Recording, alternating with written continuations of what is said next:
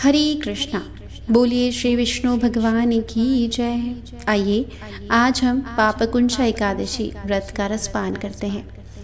अर्जुन ने कहा, हे जगदीश्वर, अश्विन मास के शुक्ल पक्ष की एकादशी का क्या नाम है तथा इस व्रत को करने से कौन से फलों की प्राप्ति होती है?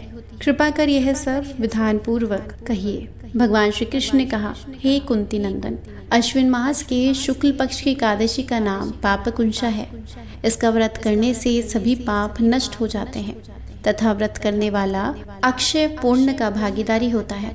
इस एकादशी के दिन इच्छित फल की प्राप्ति के लिए भगवान विष्णु का पूजन करना चाहिए।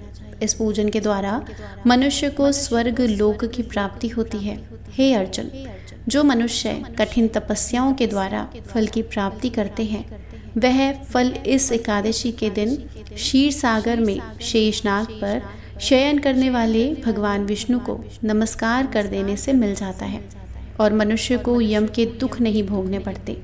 हे पार्थ, जो विष्णु भक्त शिव जी की निंदा करते हैं तथा जो शिव भक्त विष्णु भगवान की निंदा करते हैं, वे नरक को जाते हैं।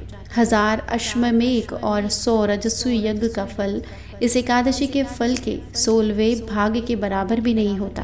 अर्थात इस एकादशी व्रत के समान संसार में अन्य कोई व्रत नहीं। इस एकादशी के समान विश्व में पवित्र तिथि नहीं। जो मनुष्य एकादशी व्रत नहीं करते हैं वे सदा पापों से घिरे रहते हैं। जो मनुष्य किसी कारणवश केवल इस एकादशी का भी उपवास करता है तो उसे यम के दर्शन नहीं होते। इस एकादशी के व्रत को करने से मनुष्य को निरोगी काया तथा सुंदर नारी और धन्य धान्य की प्राप्ति होती है और अंत में वह स्वर्ग को जाता है।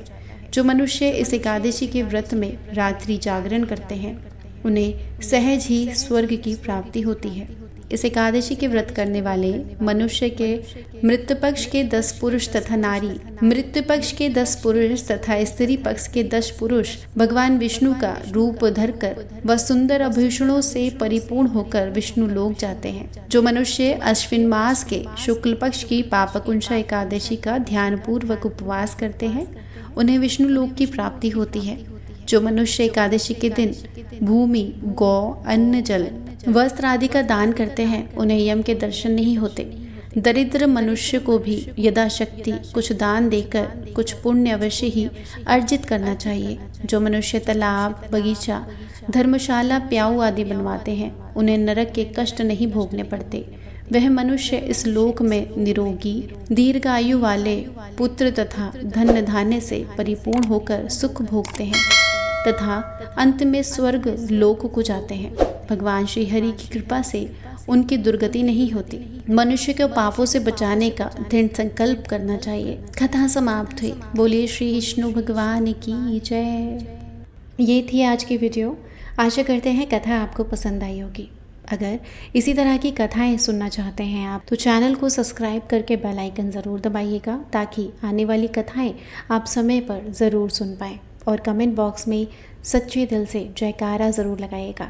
जय माता दी। हरे कृष्णा।